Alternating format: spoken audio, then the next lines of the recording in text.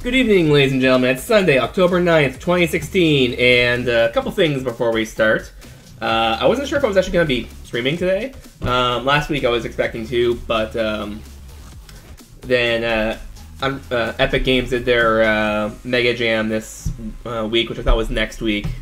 It was on always ended up being on Canadian Thanksgiving, but I didn't realize that. So I was thinking, you know, I had a good idea. Maybe I'll dedicate time to that. Turned out not to be the case. Sorry about that. Turned out to be the case.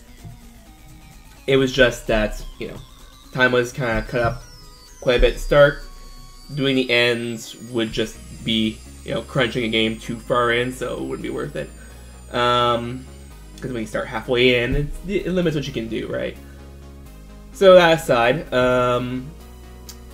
happy Thanksgiving to anyone who is from Canada watching this. Probably not the VOD, because that'll be, you know... Actually, well, if it comes up on Monday, maybe some people will still be there. And also, thanks to Linux Gamecast for giving me a host. They hosted this Twitch stream as I was starting, so thanks to them. So we're going to start on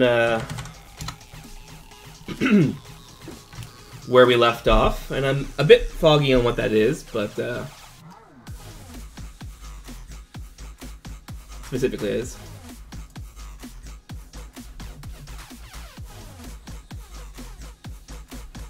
Ah, there we are.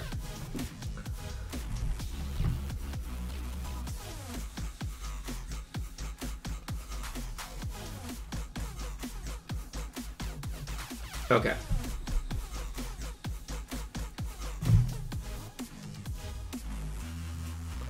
So we're copying the TeamList directly, so we can do the AI properties before we launch a game, just have it be done with while we're in the menu. And then after that, thankfully I put to-dos on my on my code and had the camera snap there. And I guess on ChoosePlayerStart we'll link the F competitor to each human controller. Yeah. Obviously it's going to be a, I should say it's going to be a fairly short stream, because, I'm not sure if you can see the time if my webcam's under, yeah. It's actually pretty late. We're starting almost the time we would normally stop the stream, because, you know, as stated earlier, I wasn't sure if I was going to do a game jam until really a little while ago. But also there was the presidential debates going on in the in the United States. I pluralized the one word of that didn't make sense, but anyway. If pluralized is even a word. Let's move on. So yeah, the debates were on, and even though I can't vote because Canada, it's still something that is interesting to watch. So yeah. Anyway, let's move on.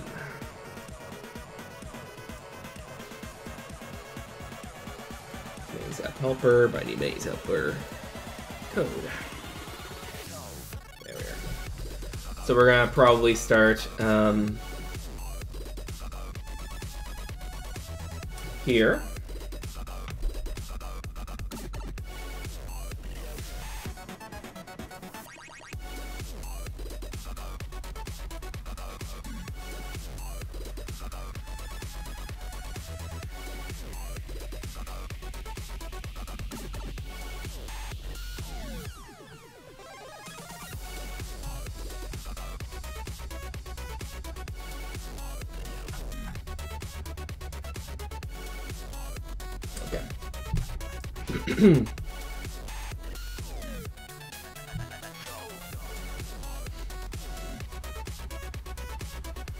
These are fixed means I have to do later.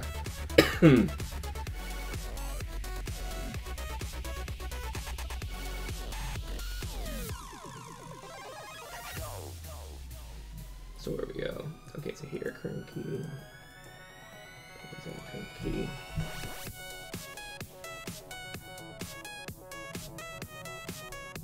So what I need for this, check it types, F competitor. So I need competitor type, human state, AI name.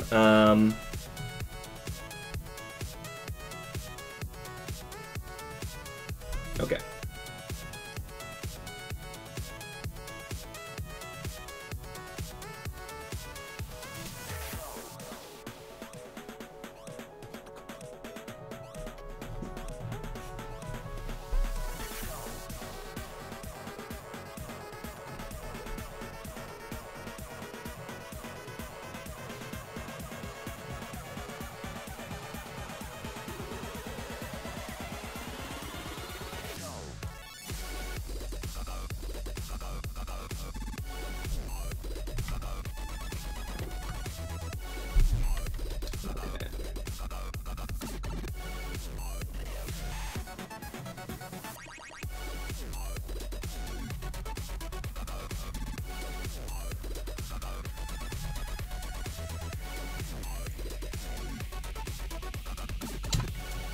final new competitor dot competitor type equals current competitor dot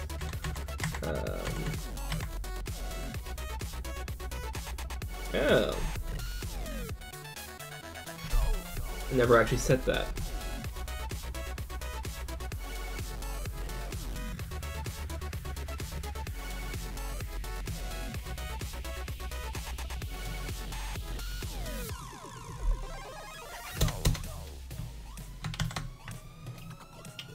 So where did I do that?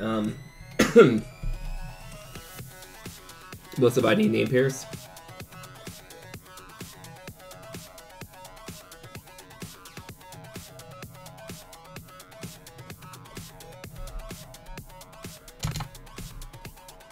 So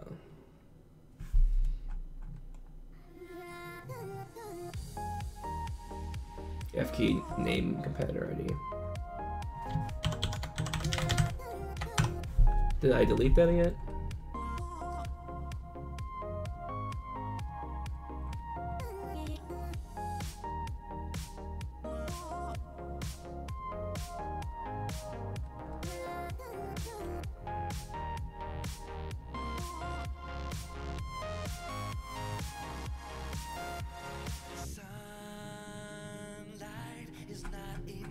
Okay.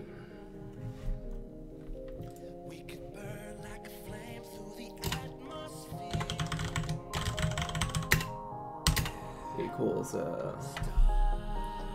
list of ID name pairs. Alright, I can't do that.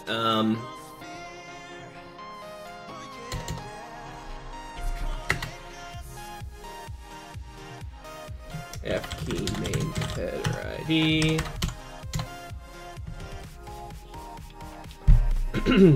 So for so what we're going to do with this chunk is add the competitor type and AI name. Is there a better way to do this? I don't think so.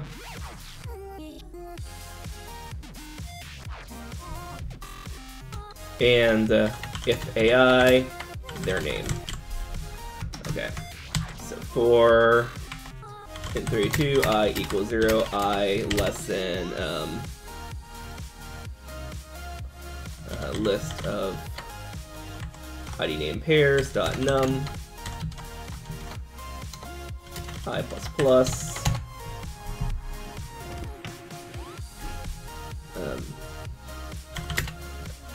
if actually, what am I even doing?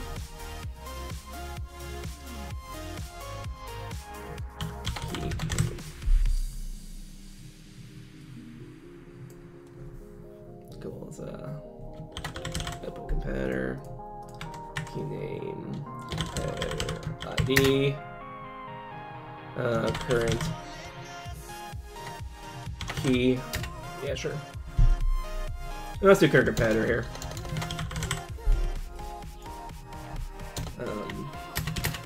In a list of ID name pairs, if current key dot assigned ID equals that won't work. Crap.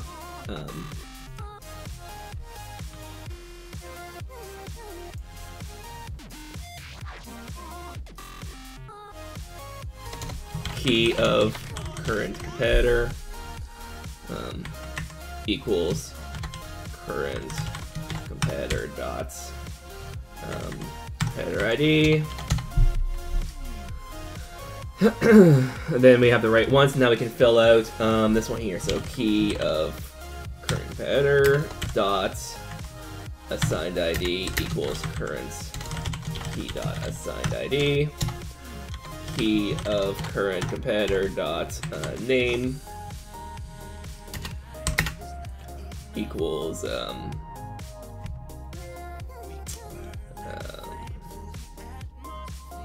current key dot name.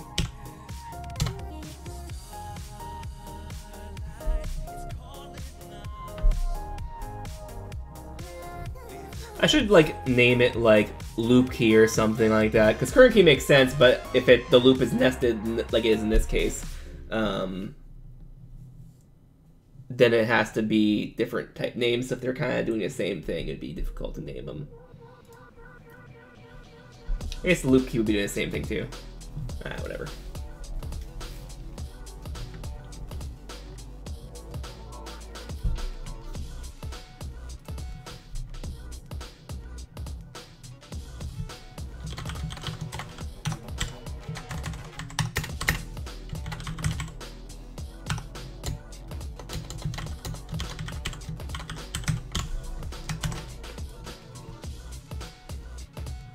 Okay.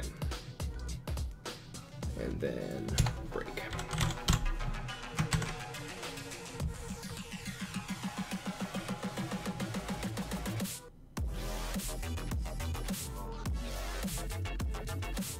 And then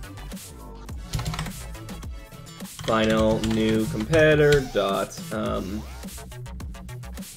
AI name equal, or sorry, if key of current competitor dot type equals actually let's do it here, so dot competitor type equals key of current competitor dot type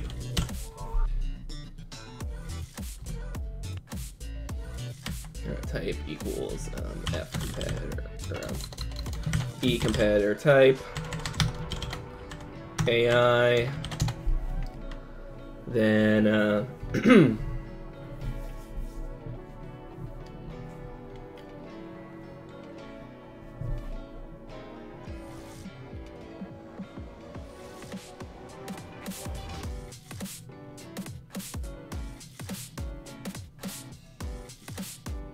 this could be a problem. No, it won't. Okay. I was saying this could be a problem because the ID doesn't account for which team they're on. If they're Alice on team 1, Alice on team 2, they'll have the same key. If they're, you know, the player on, or a player on player 1, and team 1, and a player on the same player on team 2, because for some reason they assign the same player to 2 teams, it wouldn't work, but that's okay, because all we're doing is capturing type, which will never change, because the competitor's that. Name, which will never change if they're an AI. Sorry. It'll never change in general, but it especially won't change if they're an AI. And the ID. So it's team independent, so that'll be fine. Okay.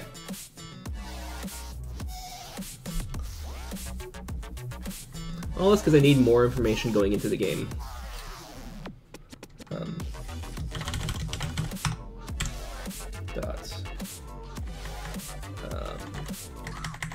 AI name equals key of compare dot name.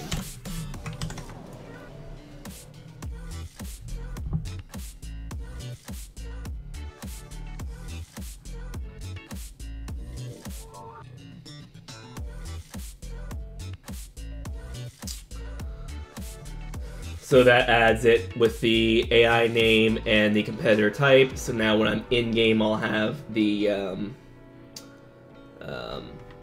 type and the AI name. I won't have the human state. So if e-competitor type is human, I won't have the human player state, because we need to grab that at some point, which we'll grab here.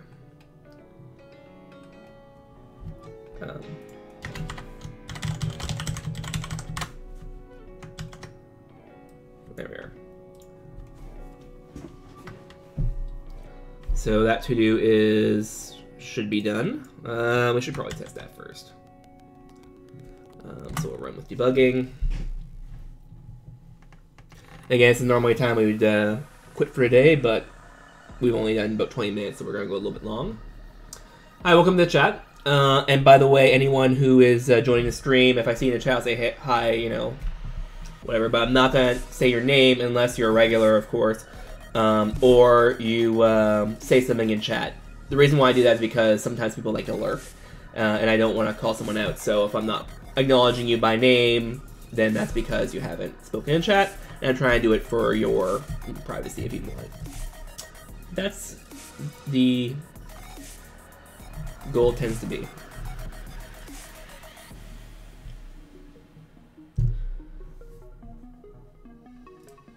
What am I doing? There we are. And I should probably add a breakpoint.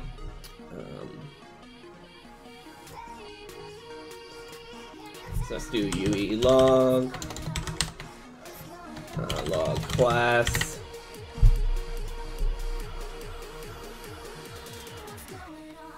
You know what? Log class fatal, and text equals.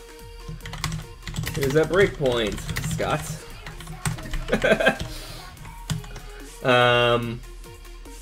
It's kind of a nasty way of doing it, but whatever.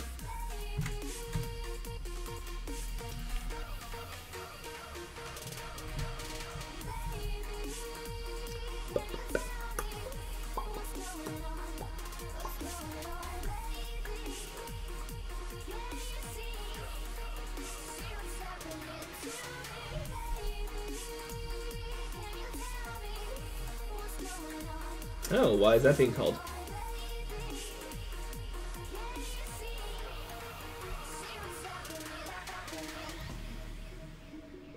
Break. And I know why it's being called is because we're not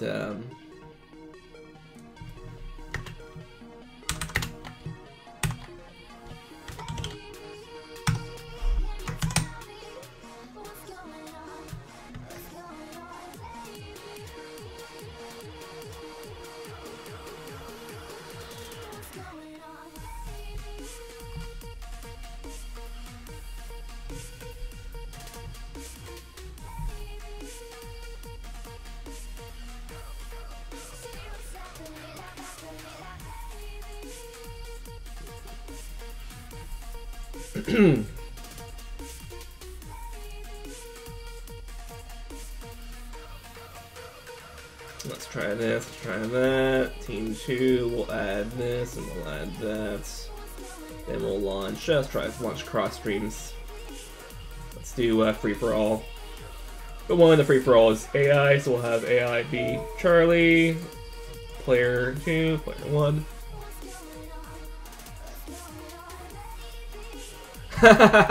Okay, so Iron Chef Bungalow in the chat room says, I used to insert nullity references as breakpoints. Our setup was so convoluted, it was the easiest way to get a stack trace. You probably appreciate what I just did then. Yeah. Probably adding a fatal log statement or log macro. Probably brings back memories. I'm not sure if they're positive or negative, but let's launch.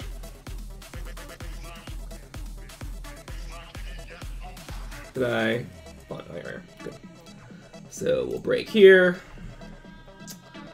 So this team list, current team is 0. That's fine. Global team ID is 1, 2, and 3. Current competitor is 0, 0, 0 because the game hasn't started yet. Everyone starts at the first player. Number of competitors 1 each. That's good. This competitor has a competitor ID of that integer. They're a human. Human state's null because I haven't set it yet. Again, that's to do. That'll be on ChoosePlayerStart. AI class is, that's where AI name's empty because it's a human, so that makes sense, it's not an AI. Spawn number has spawn 1. And skipping turn is false because skipping turn is when, in the game, if a player wants to still have their team have their turn, but they want their teammate to have it. So they'd be like, yeah, no, my units aren't best here. Let's let my teammates take this round because it goes team 1, team 2, team 3, and loops around like that. But within each team, it chooses each player sequentially. But if for some reason there's 2 players on one team, and the player is like, no, we really need to go and take, you know, your army is best positioned, I'll let you play right now. Even if it plays like 5 times in a row, it's fine. Because they play 1 time in a row, okay, now it's my turn, no, I'm going to let them play again. I'm going to let them play again and keep going on like that. So that's what that value meant for anyone who hasn't seen us when we first defined that. So that's good. Now let's go into this one, which will be probably the more interesting one. Yeah. So competitor ID is, you know, that random number that's an integer from the top half of, well, top a little less than a half of the integer int32 values. Which again, just to give us enough entropy that it would be impossible, not impossible, it would be theoretically, like, very difficult for someone to, even then it would only corrupt the game, so you have to get kicked back to menu. But to prevent someone from being like, I'm that player, and, you know, having a negotiated extra player comes in, and the server's like, well, there's 2 people here, what do I do, right? So instead of that, we just have our re-entry key be a random integer. Given enough entropy, I mean, you have between 1 and about 2.1 billion possibilities. That's pretty good for, you know, making sure that someone can't RAM hack. Well, I should say that, but the server can do whatever they want. The server has the entire list. There is very little you can do, especially in Unreal Engine 4 games, if the server's compromised to prevent them from cheating. The only real thing you can do is to have a dedicated server that is controlled by someone that you can guarantee can't cheat, which is annoying, but, you know.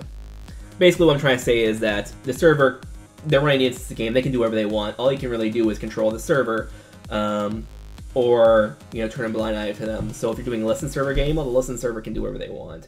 So one of the competitors will have a theoretical advantage if they're going to cheat by RAM hacking. Now if you want to do, like I said, competitive game modes, well then you just have, like, you know, let's say in case of, let's say a StarCraft tournament, if you have a Blizzard server run that, then you have to kind of assume Blizzard's not going to hack with the results of the game, so, yeah. But basically what I'm trying to say is that if you have access to the host machine, there is absolutely nothing you can do to prevent cheating because the state is there. You can't really prevent the authoritative state holder from lying if they can access their own memory. You can't really prevent that. So, but then again, you can always just get someone who is impartial to the game results to do that, which is a dedicated server usually. Anyway, it's not important. Yeah. So human state is Charlie, which is the one we set. Spawn point is 1, which is spawn 3. Because again, it was 3 spawns, 1, 2, and 3. 1 was assigned to, well, it was assigned to Team 1, Team 2, Team 3. And the first 2 are human. The last one was AI. Therefore, spawn 3, AI, so forth. So basically, we're receiving valid data based on what the menu set told us. We still don't have human states yet, because again, we're going to fill that stuff in on ChoosePlayerStart, because in this type of game, it's not like a shooter where the game started and then people spawn in. Unreal Engine 4 is going to say the game is started before the game actually starts, because from Unreal Engine 4's perspective, the game starts when it spawns in the characters, or it spawns in the players, but the players that are getting spawned in are just cameras for the chess pieces to control stuff. And at that point, my own game state will take over and be like, okay, now everyone's joined. There's not going to be a whole lot of stuff they have to do before the game starts, but, you know, maybe wait for all competitors to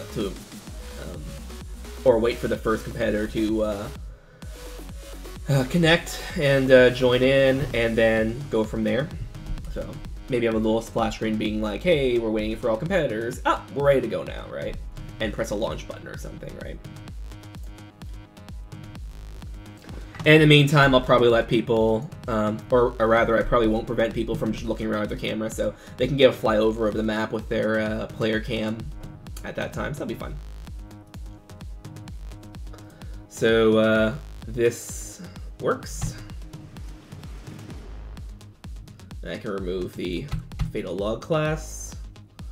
And on ChoosePlayerStart, we will take care of that. So now we need to do ChoosePlayerStart.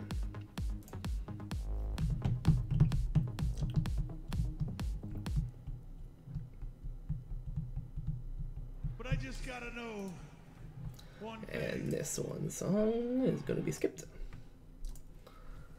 Okay.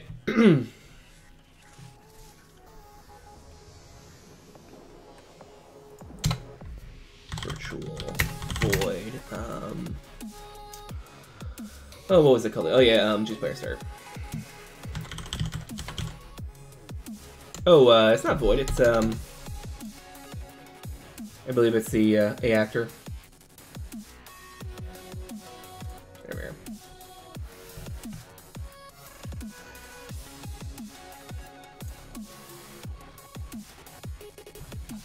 Ooh, that's broken really bad. Management groups. Game mode, there we are.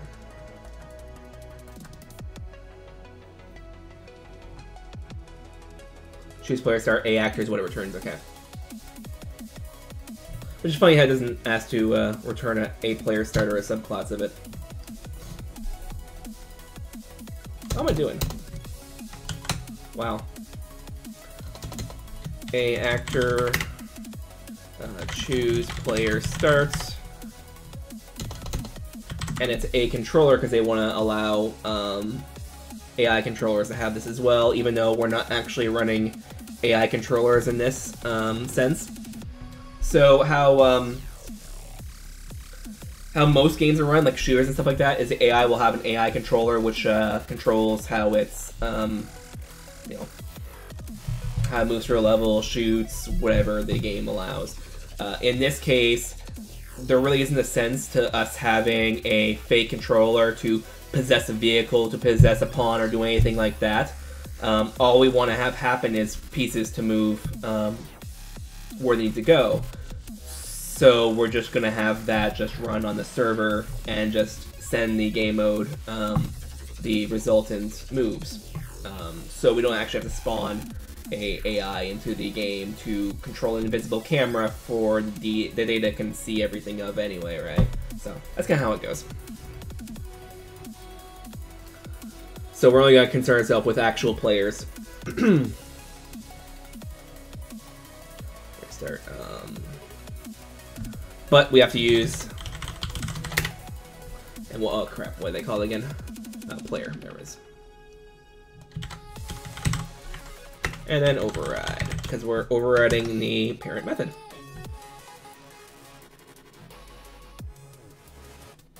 I'm assuming that's gonna clear up.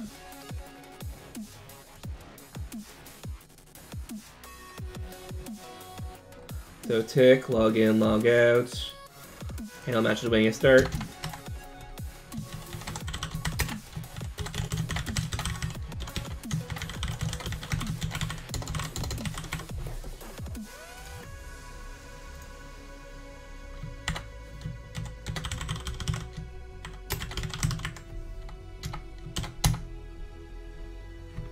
Okay, right.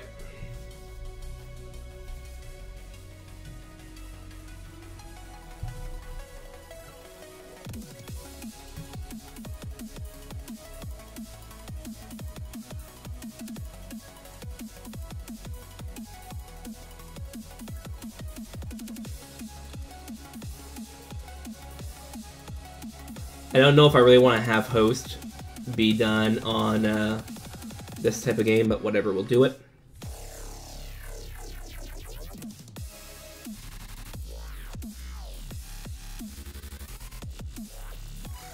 How does it not override from base game mode, from a game mode? Choose player start. A controller player returns a actor pointer.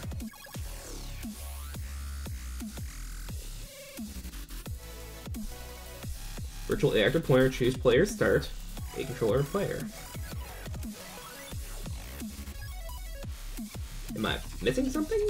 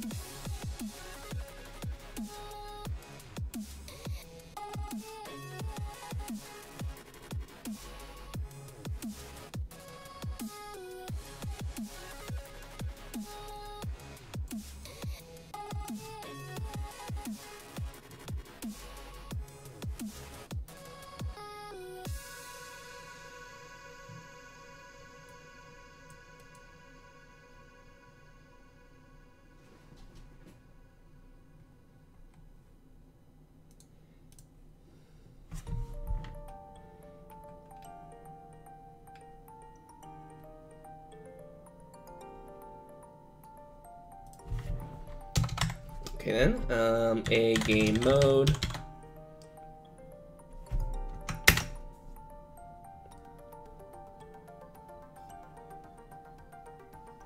Not sure if that would work actually. A game mode. What am I doing? A game mode.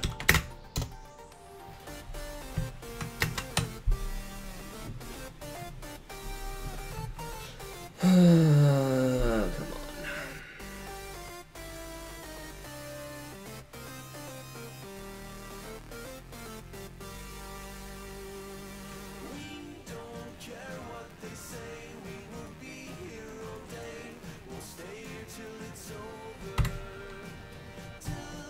Okay, you know what? Let's just actually do it.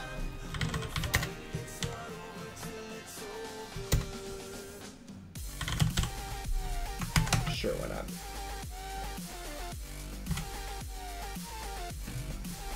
This is a really bad thing. Like it won't work because it's trying to return to game mode.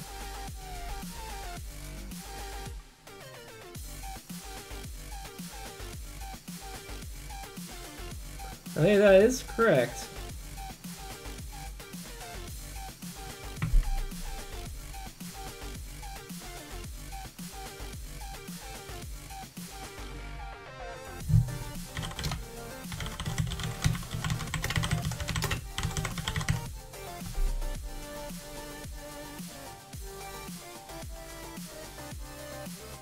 Did not override any base class methods.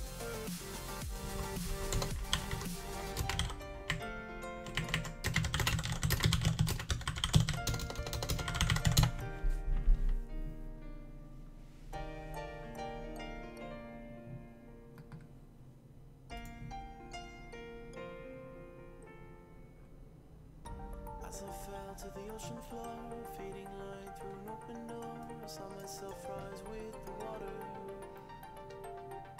They thought they could keep me down, hold that breath and watch me drown, but all they did is pushed me higher. Okay, that's interesting.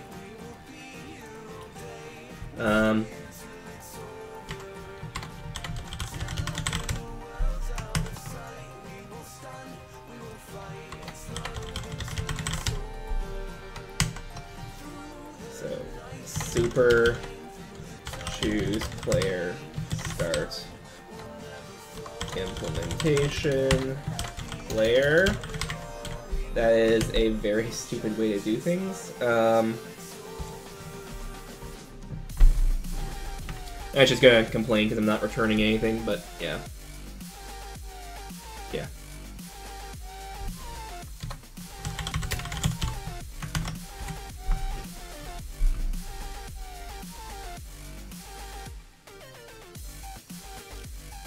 Okay, that's what I need.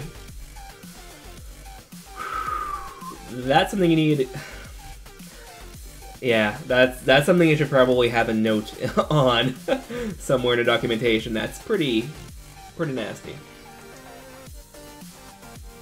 Oh.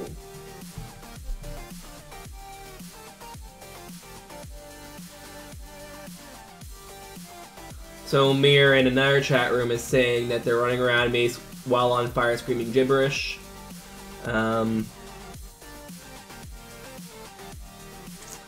So let's keep on going.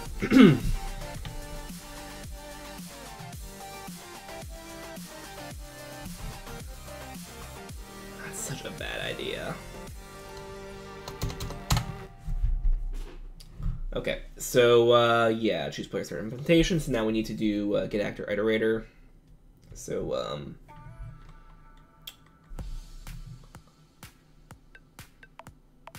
actually, let's do this.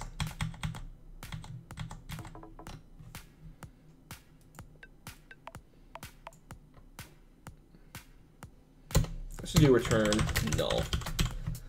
This is the better way of doing it for now. Because null will force us to go to the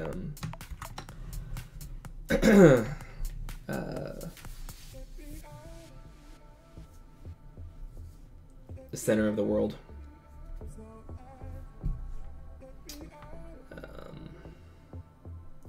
And now let's open a different level. Let's open chessboard. Sure, why not?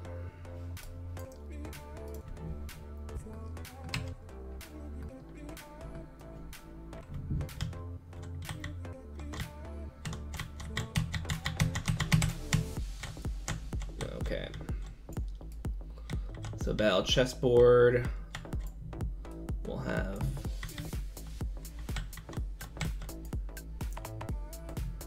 this be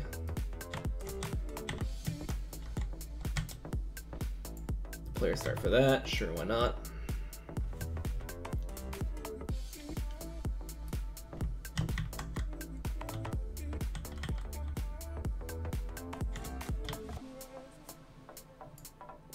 Should have it be here, somewhere between the two tiles, so we don't have to worry about collisions.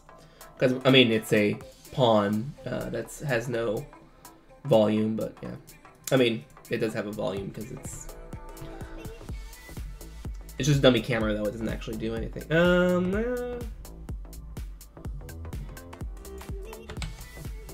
Let's have it be here, sure, why not?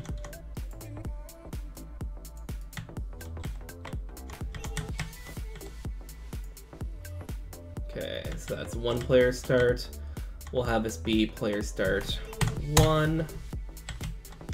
And then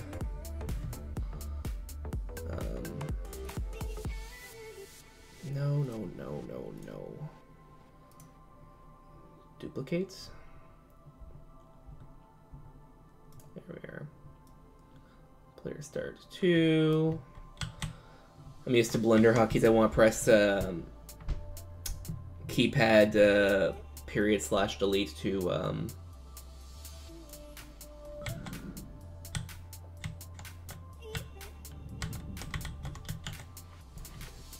snap to it.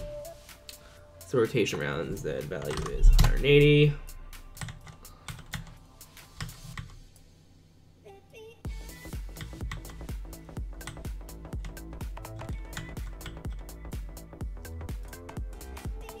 And then this guy's player start tag will be 2. Because spawn 1, spawn 2. Actually, you know what? Let's have the pieces placed in here. So, because we know what chessboard pieces are going to look like.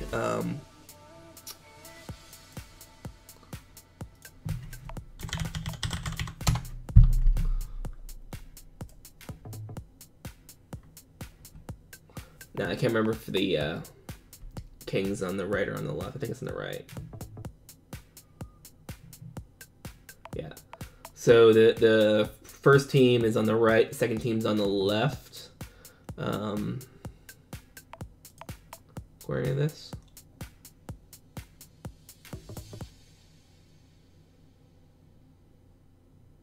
The world I see is beautiful.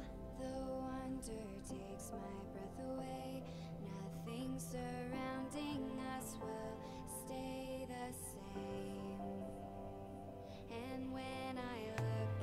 That's interesting. I feel something's about to change.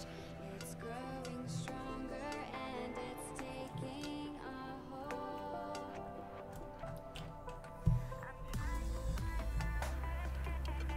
So obviously this won't work for check it. Okay.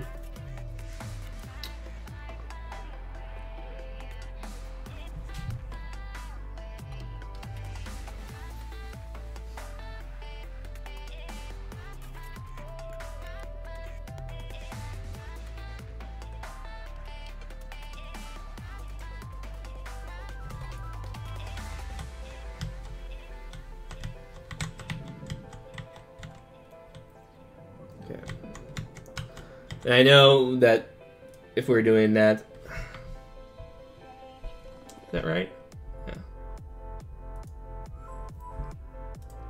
Can't remember if the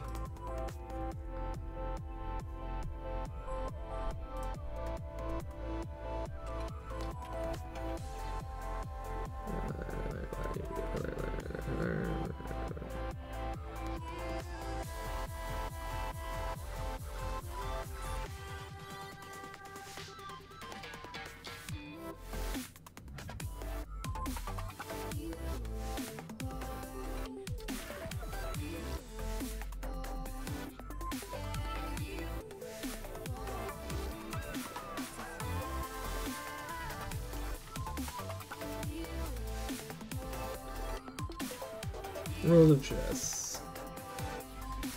Initial setup. There.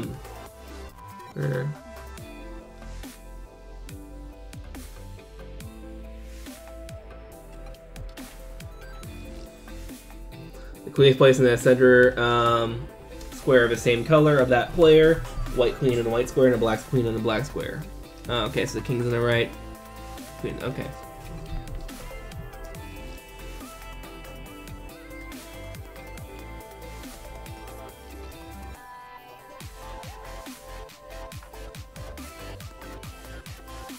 Okay. So again, for somewhat fairness, it's going to be exactly mirrored. Or do we want to do it this way?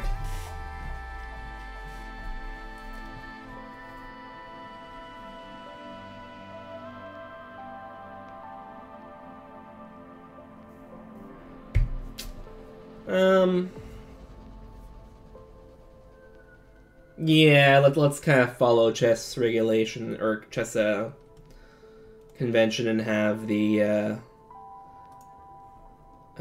player 1 king on the right, player 2 king on the left. Which means that this is player start 2, and I'll be here. Just kind of silly, but you know.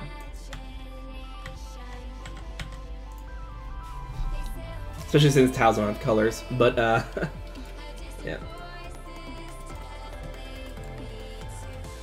So piece king, and piece state. We're gonna make it spawn number 2 because it's literally spawn number 2.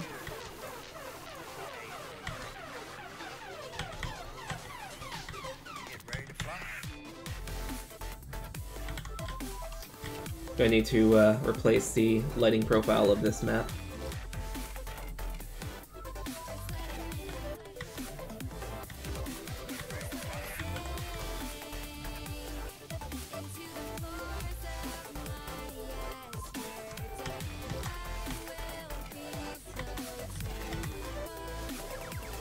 And piece king places here. Spawn number 1, that's okay. We'll do piece queen, spawn number 2, and spawn number 1. And again, the team numbers are changing the colors and materials. That is not based on the spawn number because we don't know what that's going to be because one person, like, spawn numbers can be assigned any which way by the menu, but we have them with different materials just so we know what's what when we create it. Okay, So now let's do... Come on. There we are.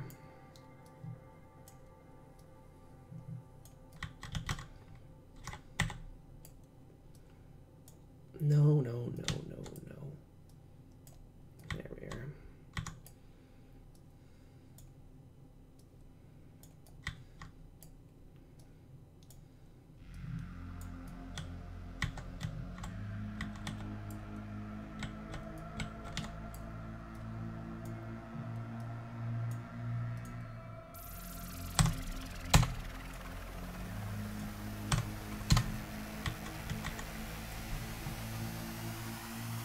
No.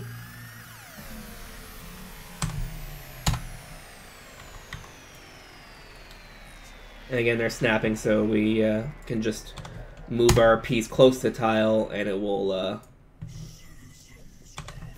correctly lock them to it.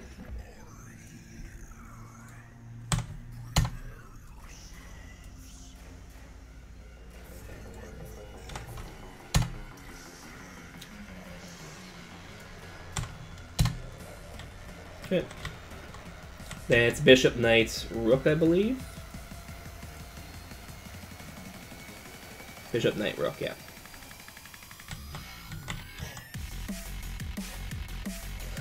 I hope I was right on that one, but you never know.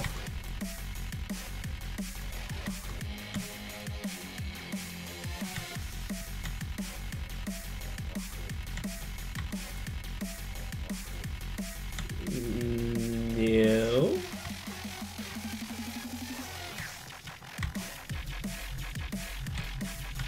Okay, the rook is broken.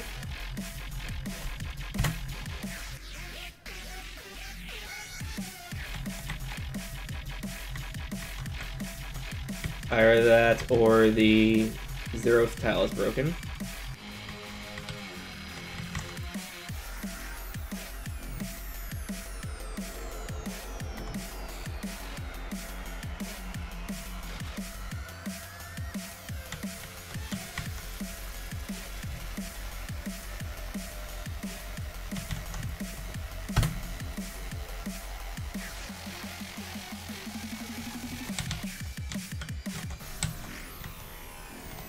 Or just it didn't lock at first, so it didn't want to lock after. No, the 0th tile is definitely broken. Okay, we'll fix that.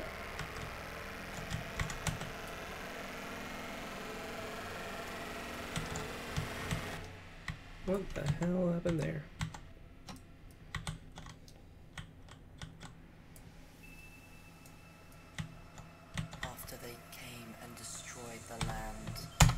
So, Piece Rook 5 and Piece Rook 11 are there. I guess it's not going to end up that way. Oh, I got that weird flicker again. I wonder if that came up on stream. So let's see, that happened at 11:35, so here it is.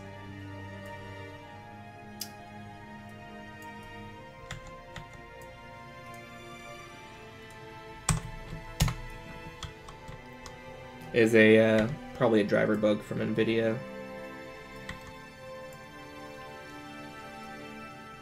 The one that rarely comes up on camera, so I was, you know, wondering about it.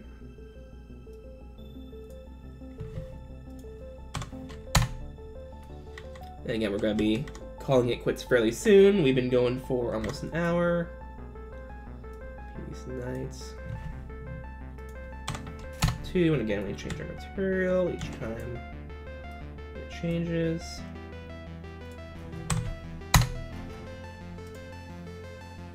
Save battle chessboard.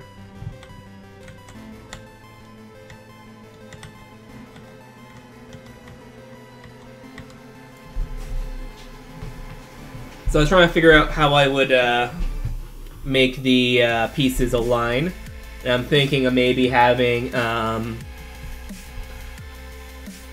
them align, because they're all varying based on the client, having the direction they face be based on whether they are enemy or friendly, and whether they are and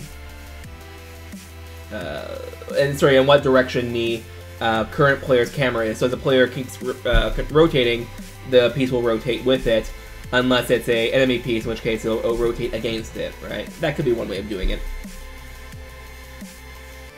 It's just an egg thing now, so we'll see. So now I need to figure out what's going on with this tile right here. So this would be in piece CPP. Actually, it should be over here anyway.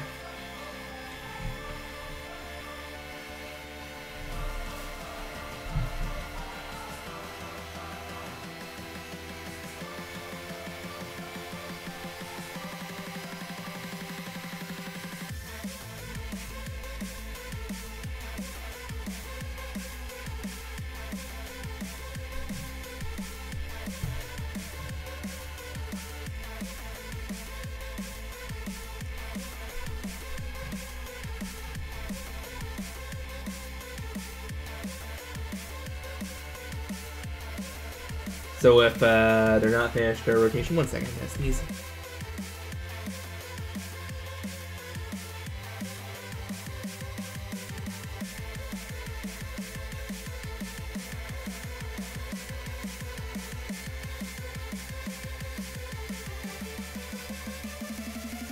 Sorry about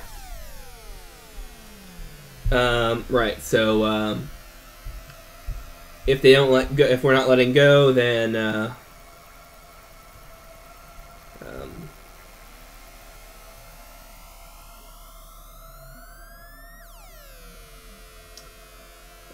then if we haven't let go, then we're just snapping it to z equals 0, so we can keep moving the piece around at a certain level.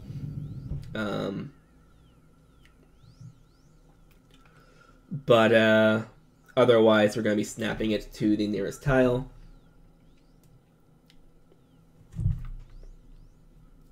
So level manager get tile nearest location. Let's see if it's level manager is a problem. Get tile nearest location.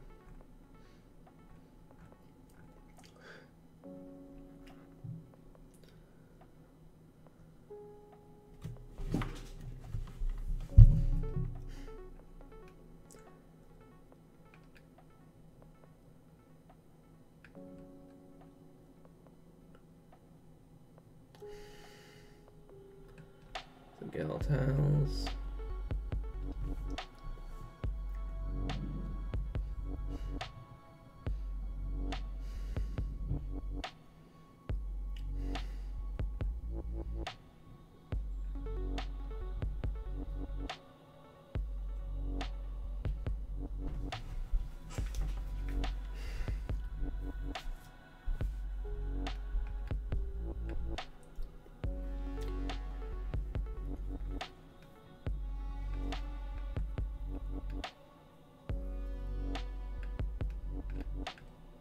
So let's see.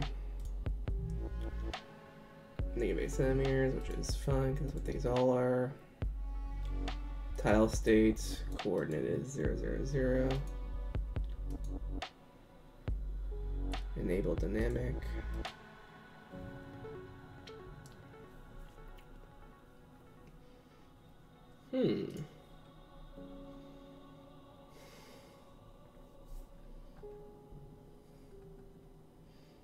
Okay, all tiles outputs. Deactivate iterator, so it grabs them all.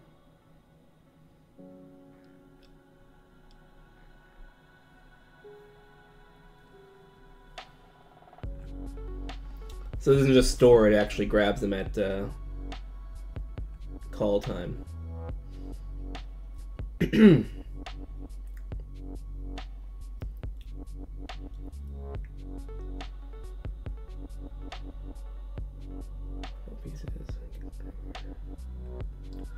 Okay, so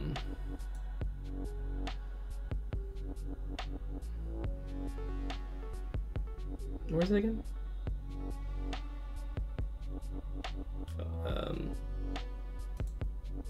Piece area. Wait a minute, how does that even work? Oh, piece, okay. See how they can keep work as a base piece, but it wouldn't matter because this is what we're placing in the level. Because we're dealing with state, we're not dealing with subclasses and children. We do have children, but the children just change the state. They'll actually be reset on level begin. So if nearest tile and nearest tile is enabled and nearest tile occupied. So the coordinate. So maybe it's coming up.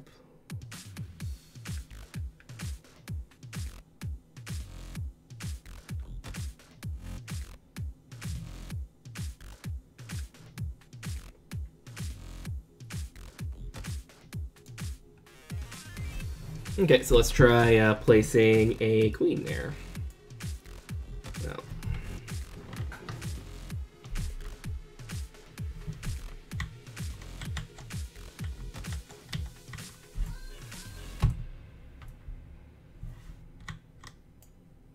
So is this occupied? Oh, maybe that's the thing, because we're not actually storing occupied, we're, yeah, that'll match it. Master it. Yeah, tile occupied. So get all pieces. If get pieces get coordinate equals coordinate, return true, else return false.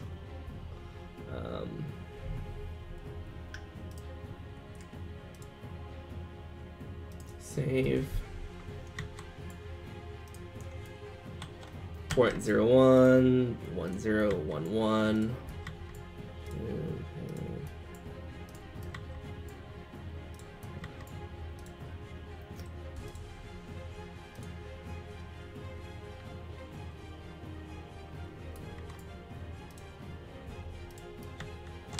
Is there a bug where we're seeing like the class or something?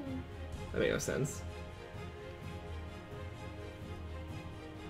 So piece bishop 02, 05,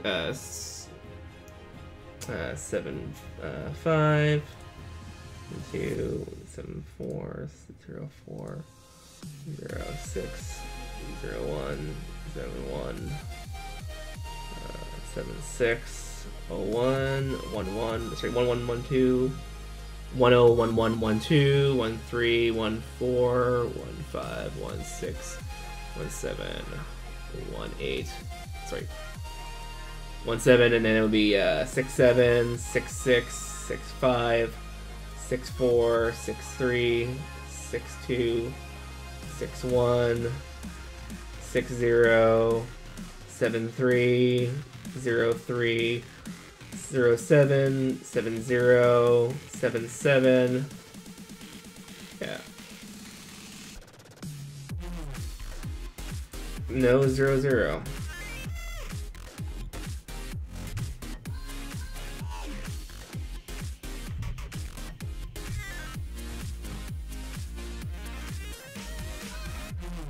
and let's see check it types what the default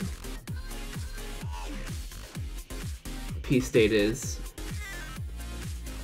Coordinate. Oh, what's the yeah.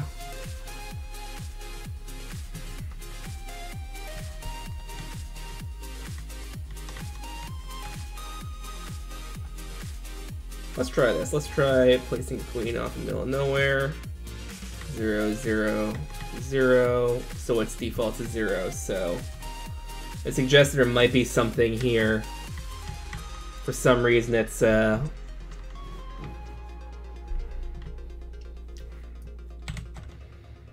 we have something in this level that wants to go 0 0 0.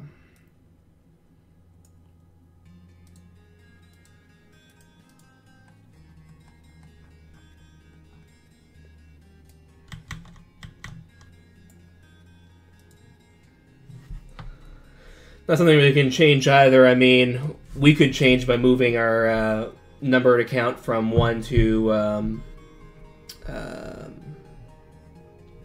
8, but we can't really do that from the. I don't know if we could do that from the creation standpoint of having default ones appear -1, -1. Anyway.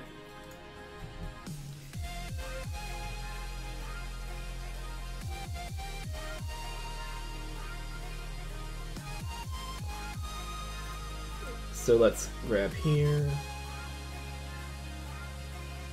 Oh, let's do that. So let's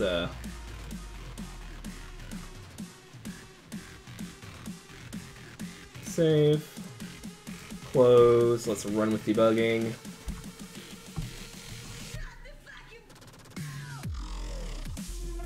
It's gonna be probably the last thing we do, because we've already been streaming for over an hour.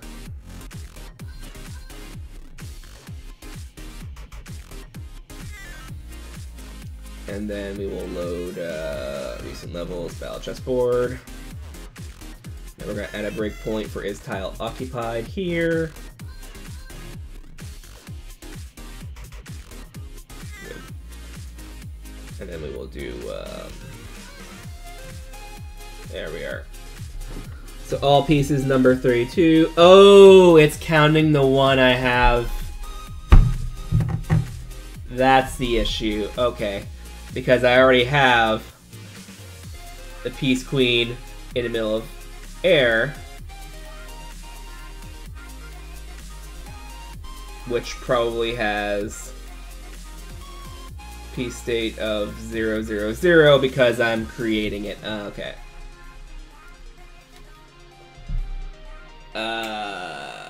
Right.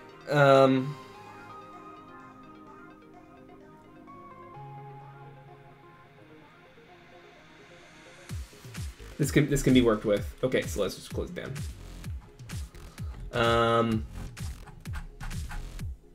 That's a funny bug. Okay. So this might actually be something we can deal with. So piece on construction.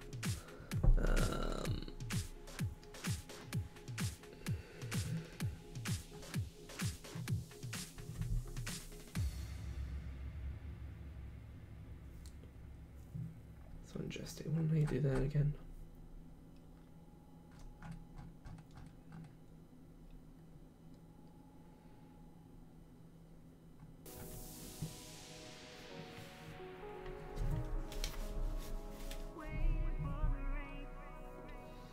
So it should happen then.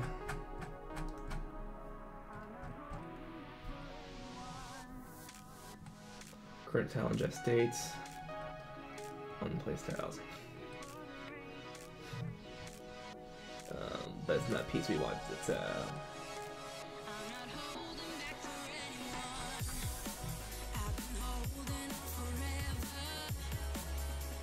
I guess it'd be here.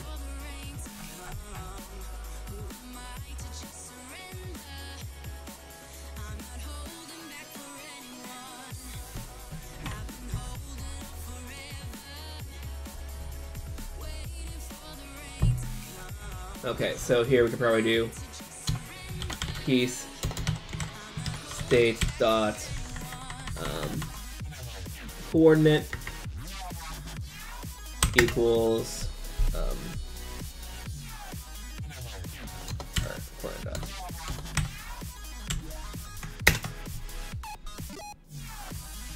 Come on. Here we are. Dot x equals -1. Piece state dot coordinate dot y equals -1. That should work.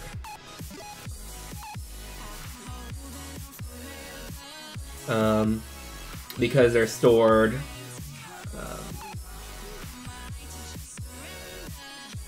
with the reflection that it would stored as a U property that would losing my train of thought here. Yeah, that would not be transient. It would be saved as a level. So as soon as it only affect the ones that are being placed in the level. Okay, so it's a funny bug. It was catching itself and being like, "Oh, I can't place it there. It's there," because of the default.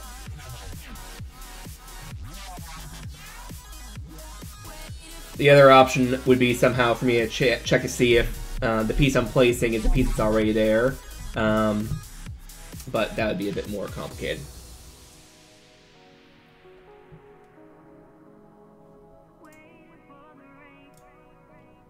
So now I could probably place the rook here. Well, that's a new bug.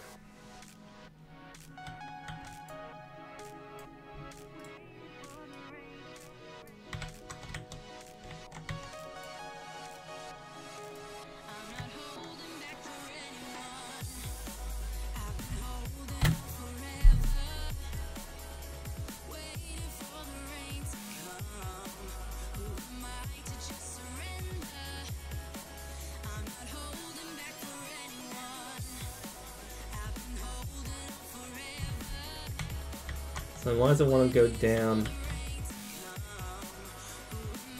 Only there.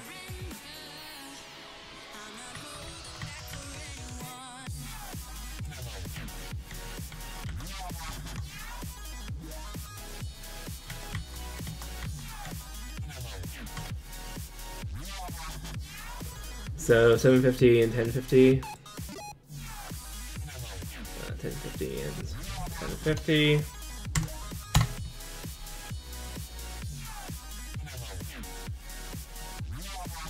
How did that not work?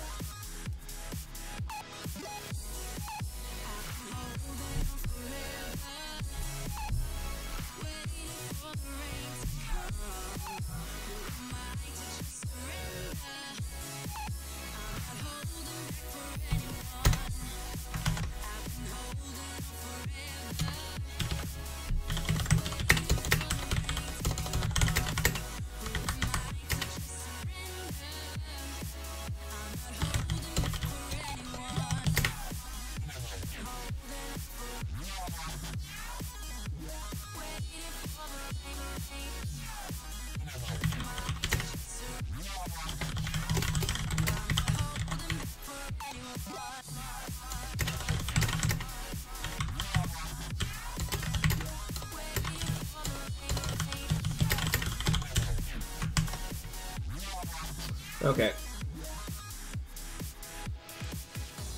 We'll fix it later on, but for now I don't really care. It's a bug that will affect me. Now if I was making, you know, allowing people to make maps, then I'd want to fix that bug for the editor, but...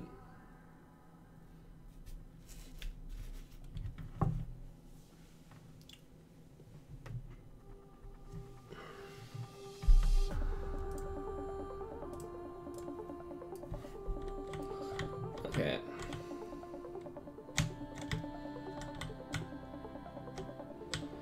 So we can't quite play yet, but we're going to see how this works out. Let's do a battle chessboard. One versus AI, player that, and Bob.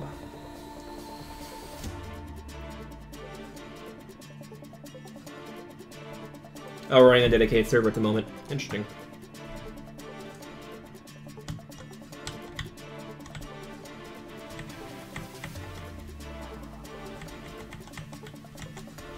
So let's see.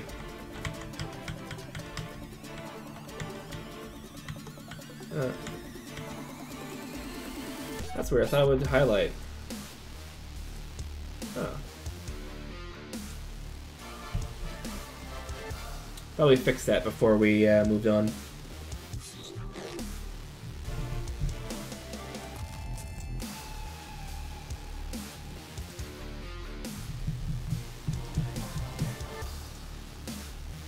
Okay.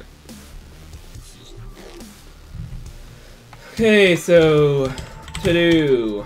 So for next time, scan the level for all player starts and choose the appropriate one. And then to do.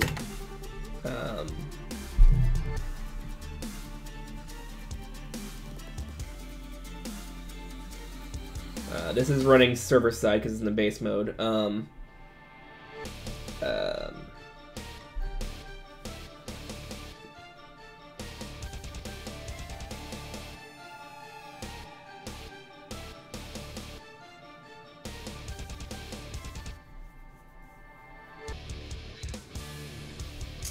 get the ID from the controller's PlayerState and link that state to the F competitor. Okay.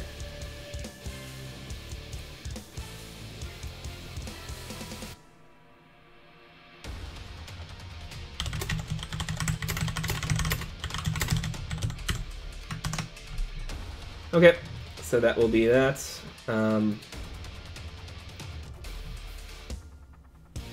Yep, so guys, thanks everyone for watching, and I'll see you all next time.